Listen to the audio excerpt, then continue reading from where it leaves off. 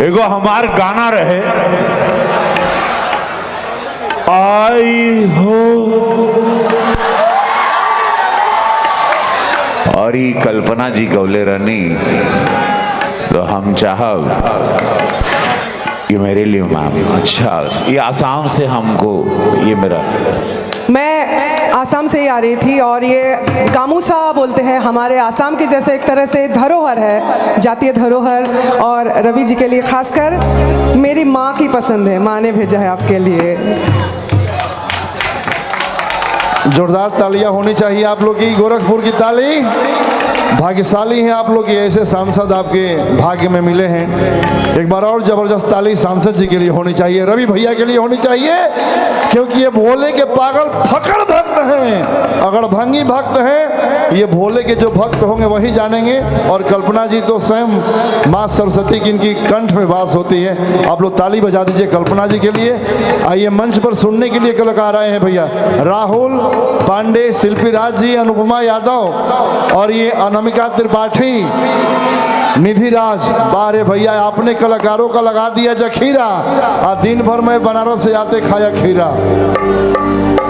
क्योंकि रवि जी यहाँ पे खुद है, आप राजनीति से हटके हमारे लिए हमेशा कलाकार ही रहेंगे।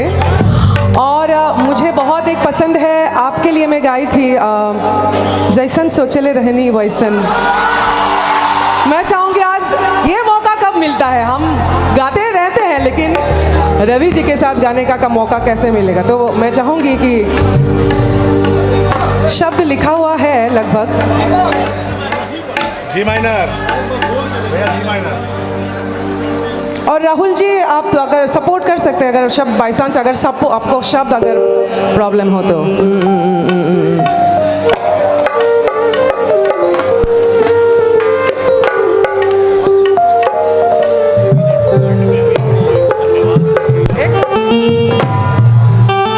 बहुत बहुत धन्यवाद आप सभी को। प्लीज आप अपने लिए भी ताली बजाना चाहिए कि इतनी ठंड है, बहुत ठंड है। और आप लोग एक भोजपुरी परिवार है, हम सब लोग एक साथ मिलकर आज संगीत का महोत्सव मना रहे हैं।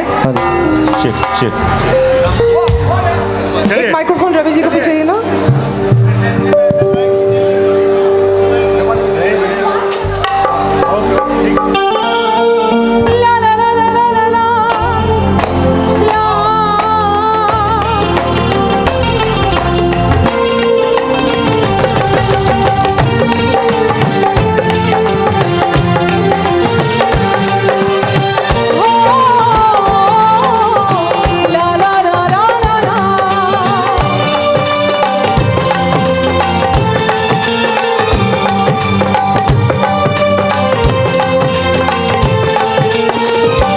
भैया हो, तो जैसन सोचले रहनी वैसन धनिया मोर बाड़ी, सावर न गोर बाड़ी हो। जैसन सोचले रहनी वैसन धनिया मोर बाड़ी, सावर न गोर बाड़ी हो।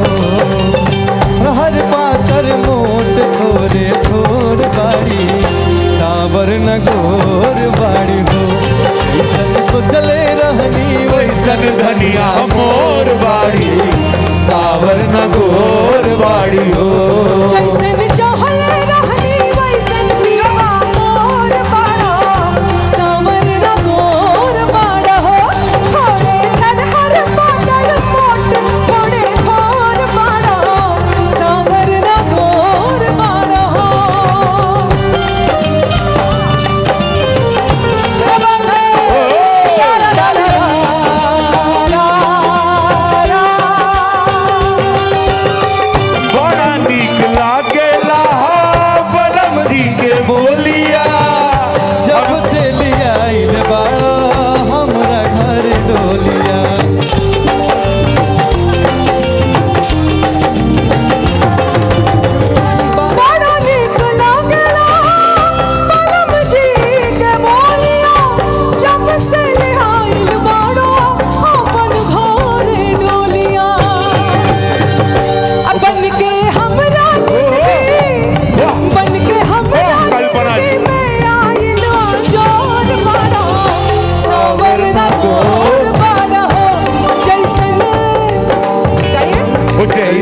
सोचले रहनी वैसन धनिया मोर बाड़ी सावर न गोर बाड़ी हो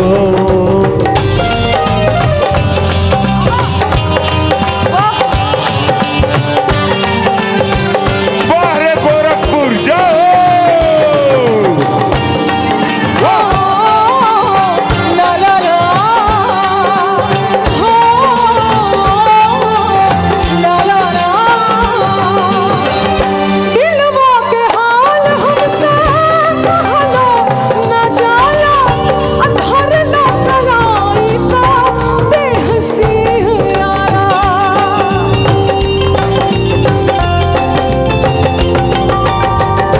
सच के सवार के जब गोरी बैठेलू रही रही जब तूनी देखेलू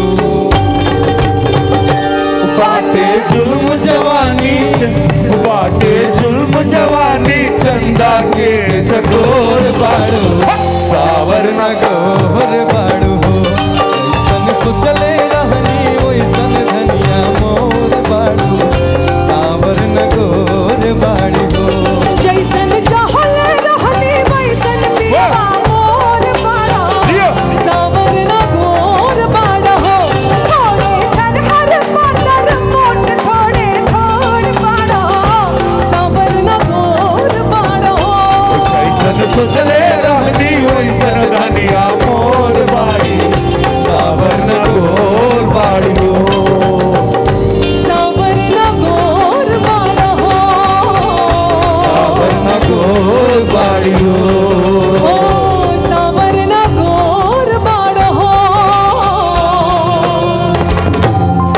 ला ला ला ला जोरदार ताली कल्पना जी के लिए लेजेंड जैसे